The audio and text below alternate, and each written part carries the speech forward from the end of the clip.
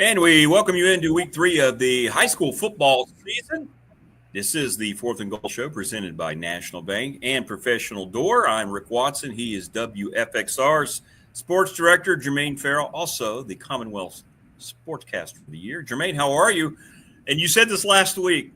I thought about you because we're getting ready to do week 3, and you were talking about how as soon as you kick it off opening night, it just goes. And here we are, week 3 already. I tell you, it just rolls. The season rolls. And it's funny. We look at the season. It goes in segments. There's a 10-week regular season over 11 weeks, 10 games over 11 weeks, some cases 12 weeks. Then in the VISAA, 2 rounds of the playoffs, which I love, but there's not that many teams in the playoffs. And then after that, it's a 5-week season. So it's almost like you have to. If you win a state championship, you're basically playing a season and a half of football. And there have been teams over the years, that have made deep playoff runs, and they're almost playing an extra season of football. I remember talking to Brad Bradley, head coach of Heritage, when he talked about, there was that stretch where they made it to the state semifinals, even the finals. They won it, and then they made deep runs. So over a stretch of, 3 to 4 seasons, they've actually played an extra season of football. And that's a lot of football that people don't realize over the years. So if you have a team, that gets there every year and is deep in the playoffs, that's something they're used to. So it's a lot of football on top of the regular season and on top of getting ready for the season. Well, a lot of places to start to review, and I want to start with your alma mater because there's a lot of wins that were impressive, but to me, that stands out. EC Glass had just put a hurting on Salem. They got off to a great start, and that was a defensive struggle. But how about the Patriots getting it done 13-10? What's interesting is, like I mentioned last week, the road team has won the last 2 matchups. And again, PH won at City Stadium. And again, the win there's like certain places that really fires you up. If you can get a win there, and City Stadium is one of those iconic places, I always thought, growing up as a kid, seeing City Stadium and seeing Victory Stadium and Salem Stadium and all these other stadiums that aren't connected to the school, which is interesting. You have some teams that don't play at their home. And really, if I'm off, just off the top of my head, what's interesting, like Narrows, they don't play at their high school. They play at the elementary school field, which is unique. That's right. Then, of course, you have Heritage and EC Glass. They play at City Stadium off campus. Salem plays at Salem Stadium. Hidden Valley and K-Spring, they play at K-Spring Middle School, Bogle Field, Hamas Edmonds Field. So you have these schools that play off campus, but then on the flip side, you got schools that love to play on campus. They have a stadium there, and all they do is just walk out and boom, you're at your stadium, which is pretty neat. But I kind of went a different direction with it. But yeah, Patrick Henry looked very good defensively. They've only given up, and they haven't given up an offensive touchdown. So they shut out their first opponent and they gave up 10 points, but one of it was a defensive pick 6. And to get a win, and they didn't, Coach Fiddler talked about the team didn't play as well as they could have. Cam, Zoom, Harrison Taylor had a ball game. He's in 2 games, he scored 4 touchdowns. If you think about the 2 that he had week 1 and the 2 he had this week. And so he's really played well, and they really look good out there defensively. Offensively, with the sophomore quarterback trying to work things out.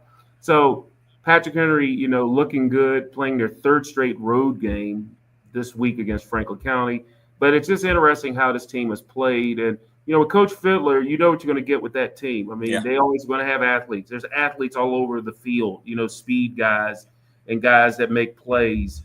And, he's been doing it, for, close to 15 years at Patrick Henry, and he's never had a losing season. They consistently win.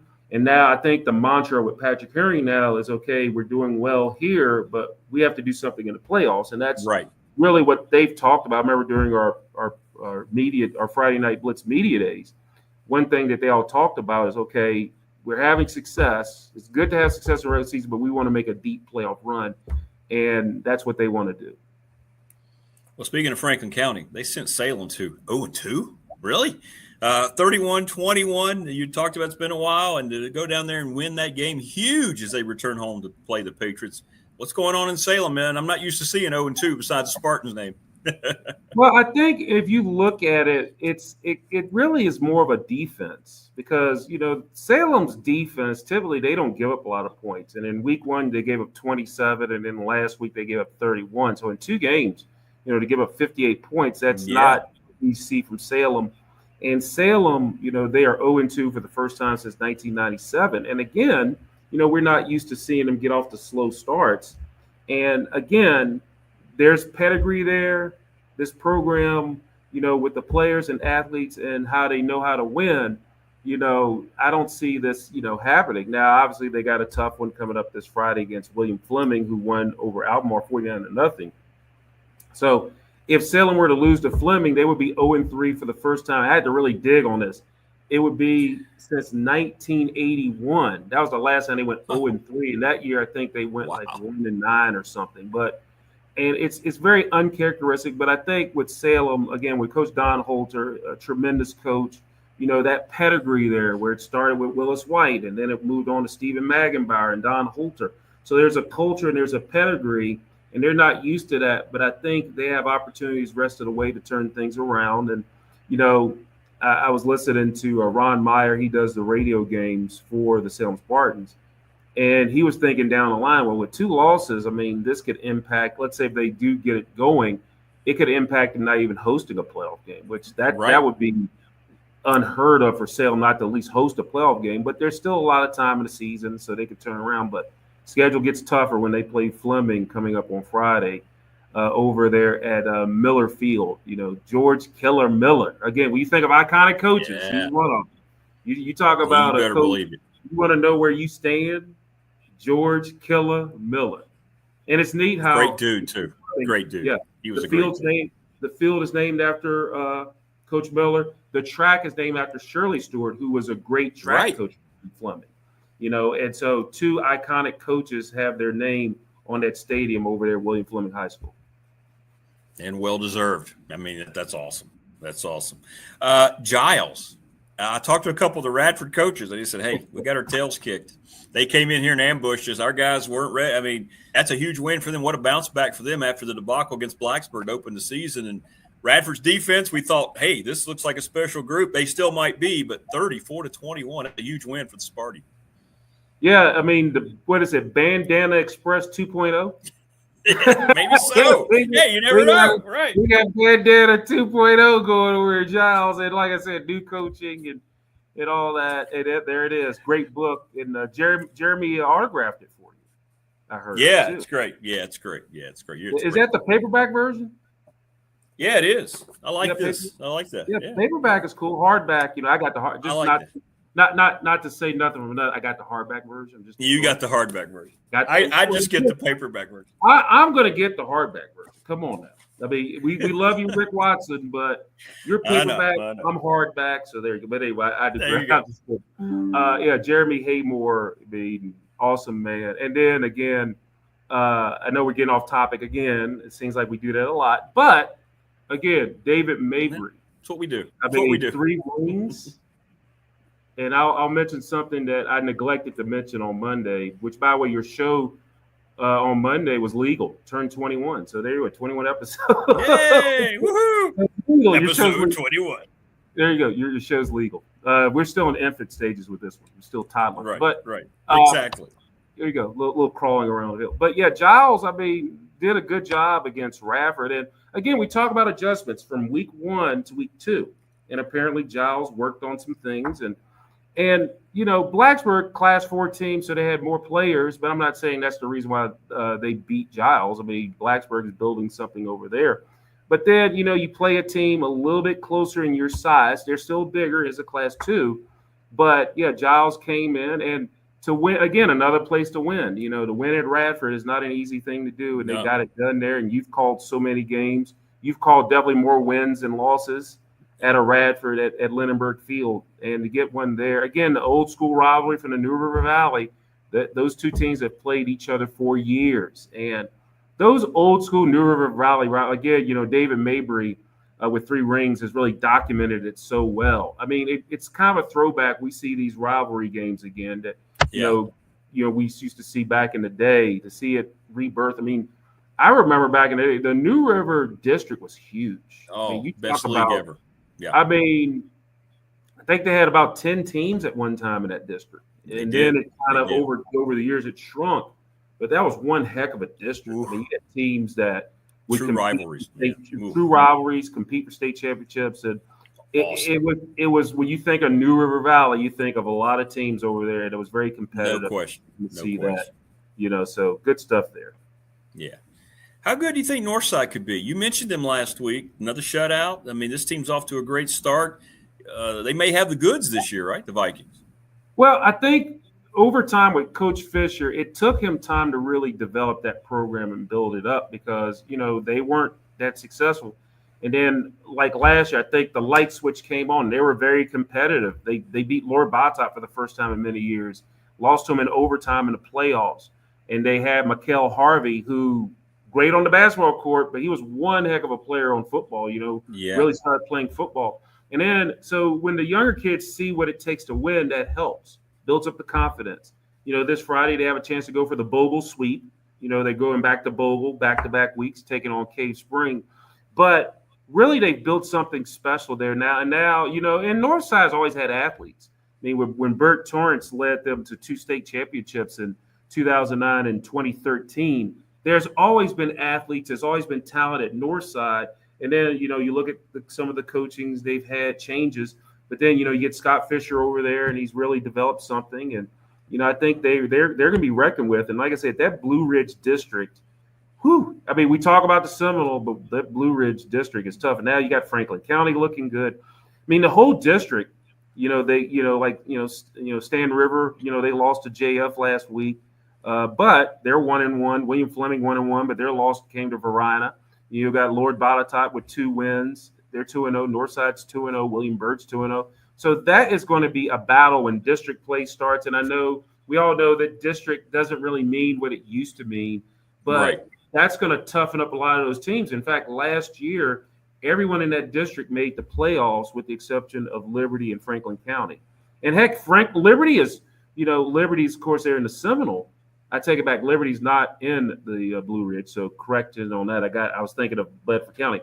But when you look at that district, there's just so many good teams, and it's going to be a battle. A lot of them are in Class 3. So you got Byrd, Botetourt, Stanton River.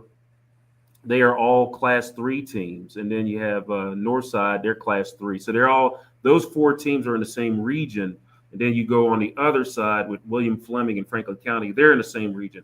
So a lot's going to happen. A lot of playoff points are going to be on the line when all these teams start playing each other in that district. But, kudos to Northside turning it around. They have a chance to go 3-0, against Cave Spring coming up this Friday.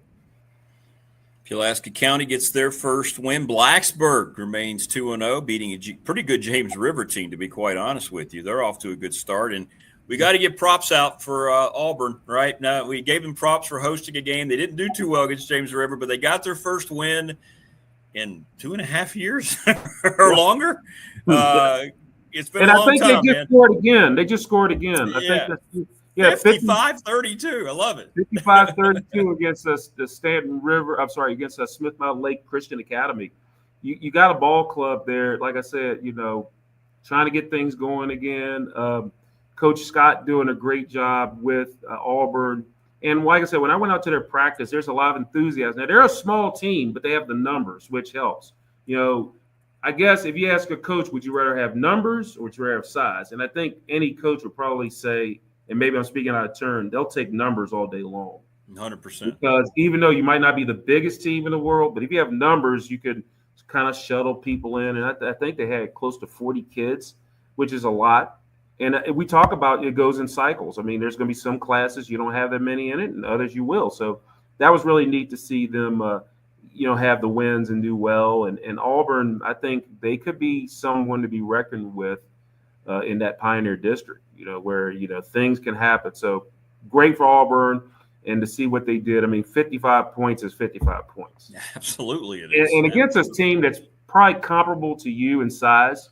Yeah. When you look at Smith Mountain Lake Christian Academy. So, it's just a good thing. And it's great to see Auburn kind of get things going again. Well, that's a review of last week here on the Fourth and Goal Show, presented by National Bank and Professional Door. And this is always my favorite part. And this week, I won't forget the disclaimer. We do not discuss the top five. I have no idea what it says. I learned them as you learned them who are watching. And this is always my favorite part of the show. I don't know how he does it, but we always have a tough week of games, but he finds the five best. Here we go. We're climbing it from 5 to number 1. Number 5 on Farrell's top 5. But I tell you what, Farrell's 5, we're rocking the seed, and we got a good one. And I think this is going to be a good matchup. I mean, all 5 of these games are pretty good games. All games are good, but when you see this, it's pretty cool. So I got Perry McClure at 2-0 at 1-1 James River. Now, in this series, Rick, Perry McClure leads at 35-19-1. Now, last year, Perry McClure won at home 34-7 over James River. Last week, of course, Perry McClure won at home over Page County 46-12. Perry McClure going on the road for 3 straight games starting this week. So they started at home twice. They hit the road for 3 in a row. Perry McClure trying to go 3-0 for the first time since 2014. Jack Baker was the head coach for Perry McClure for 1 season. He's currently the James River head coach. Of course, in that 1 year he was there, Rick, that 1 year that Coach Baker was there, they ended up going 9-4. They lost in the regional finals. James River lost at Blacksburg last week, 36-26. But really, if you think about it, good performance against a Class 4 school. Yeah, they only lose by 10. So it was a good performance. And it's the home opener for James River. And Jack Baker, of course, as we mentioned previously, his dad was the head coach and athletic director at James River. So it's a family thing, and he's happy to be home. And like I said, wherever Jack Baker is gone, he has turned around programs. He did it at Rustburg. He did it at James River. Did it for that 1 year at Perry McClure. And I think he's got something going on here. So that's going to be a good game. Perry McClure 2-0, taking on James River over there in Buchanan or Buchanan, depending on how you want to say it, over there with a 7 o'clock kickoff on Friday. All right. That's number 5 on Farrell's top 5. Here's number 4 as we start to climb up the ladder steadily. Okay, number 4, I got Alta Vista, 1-1, visiting Lord Botetourt, 2-0. First ever meeting between the two teams. Now, last week, Lord Botetourt, they were on a bye week. Remember, they started their season early, and so they're 2-0 on the season. Right. And then Alta Vista, how about them coming back to beat Riverheads at home, 29-25? Could be a potential playoff preview because, remember, Riverheads dropped down to Class 1.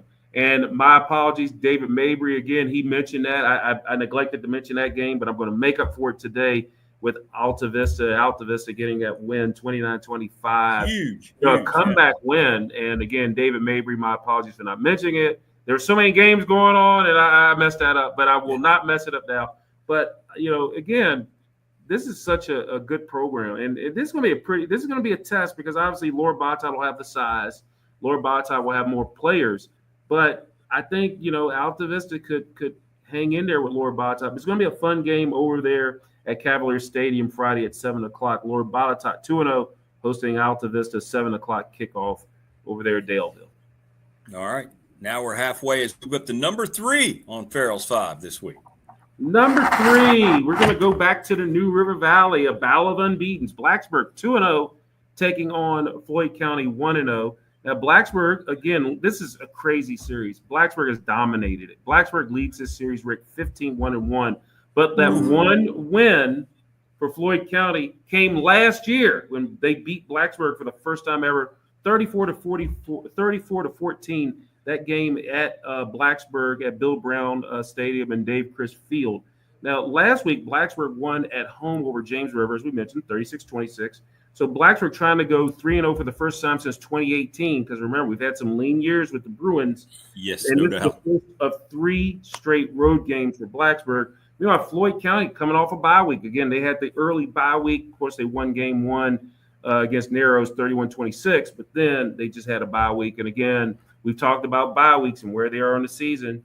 If I'm a coach, I kind of prefer it somewhere in the middle of the year, but to have it early or even in week 1 is a tricky thing, but maybe it's not a bad thing because, again, you've gone through summer camp. You've done all this thing for fall camp. Maybe it's not a bad thing to have a break, but then you got a long way to go with all those games. So, again, Blacksburg taking on Floyd County, that game at Beal Field, the great Winford Beal, the voice of God, as they say. That'll be at down there in Floyd, 7:00 kickoff Friday, down there at Beal Field. I tell you, Winford Beal, we could talk about him all day long and twice on Sunday. Great coach, but even more a great person, an educator, great guy, Winford Beal. One of my all-time favorite human beings. You're right. I mean, every time you see him, you never want to walk away from him because, you're just enjoying the conversation so much. So, what I really enjoyed too? Yeah. When real quick, when he was the track coach and he'd come up for the Cosmopolitan and I'd see him out there and whenever I see Winford, I feel like if I don't go up and say hi to him, I've let myself down. Exactly. It's like you have to go to him. You have to go see him. What's so great about Winford Beal? I mean, I love this man. I mean, all the stuff he's gone through. I mean, he started coaching, back in the day, and then head coach of Floyd County in '81.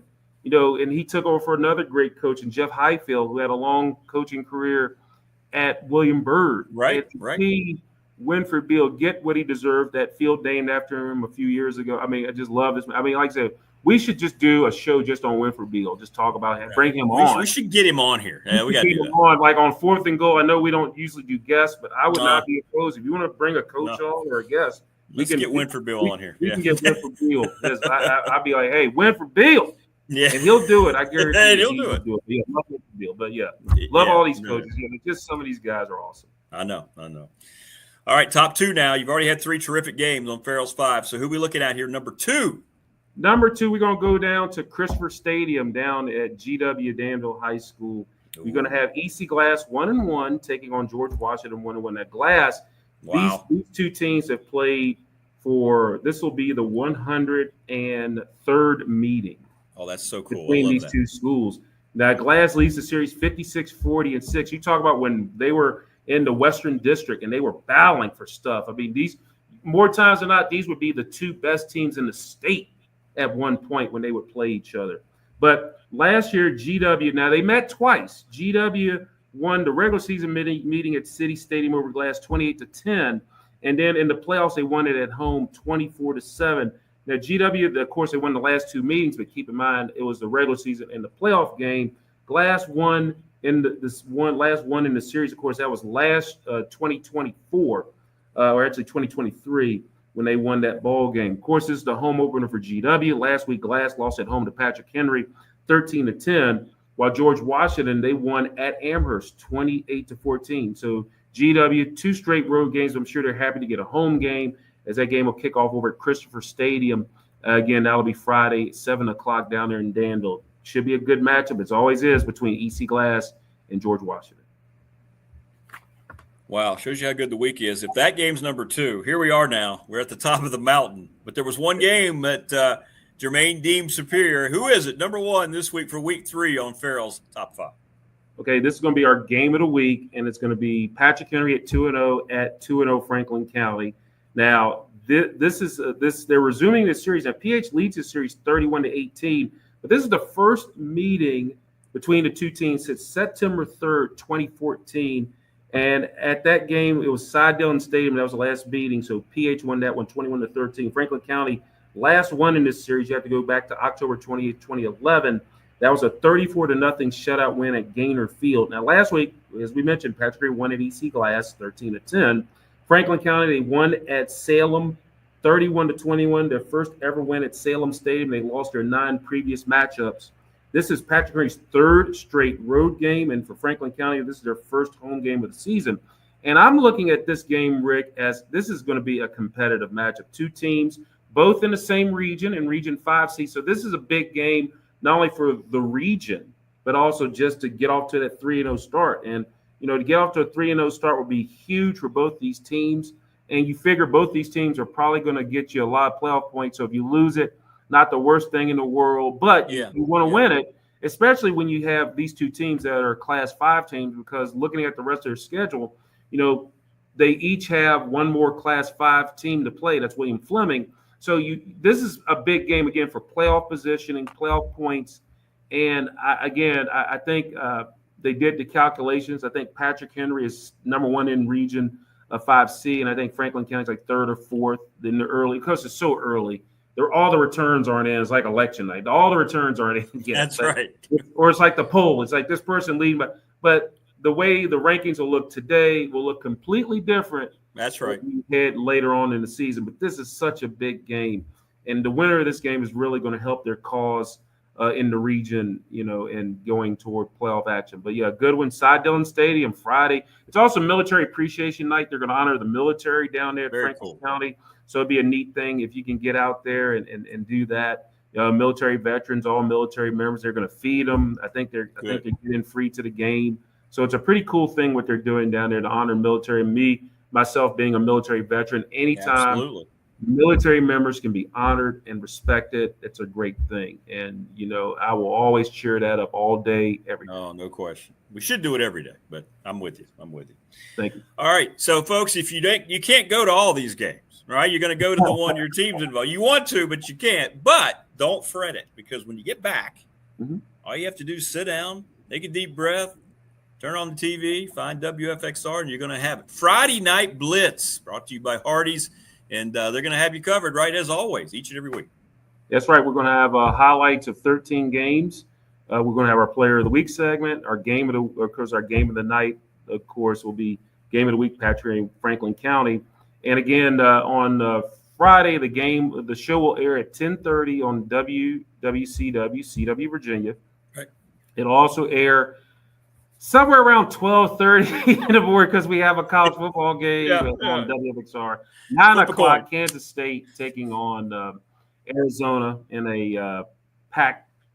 It's not a Pac-10, but a Big 12, Big 10 match. It's still weird to say Arizona's in the Big 10, but anyway, it's very weird. So somewhere it'll be after that game, and knowing how college football games air.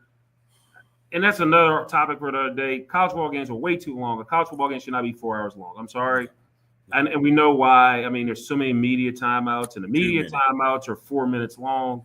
And Steve Hale, God bless him, I'm sure, former Patrick Henry and star and Virginia Tech star. I know you had Chris Kinzer on the show earlier. Chris Kinzer is awesome.